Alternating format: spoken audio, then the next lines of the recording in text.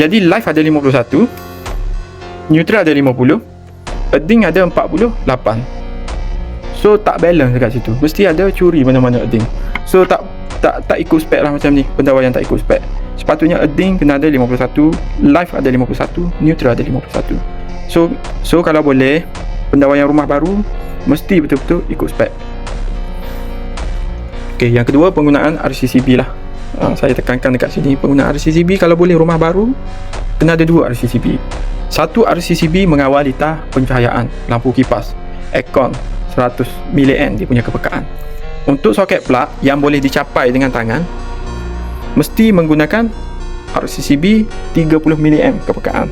So dekat situ dah fit dekat sini. Kita akan tunjuk buku Suruhanjaya Tenaga. So yang ni kita akan pasang balik.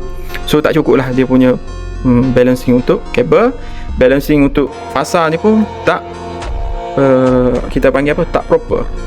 Sepatutnya dia kena pecah litar cahaya untuk ketiga-tiga fasa. Okey, ini konektor pun macam mana ni, ada konektor, so kena tukar balik. Okey, so untuk customer perlu upgrade DB box ni bagi yang besar. Kalau boleh pakai yang 54W ataupun 50 ke atas lah, 4 baris ataupun 5 baris. Okey, terbaik.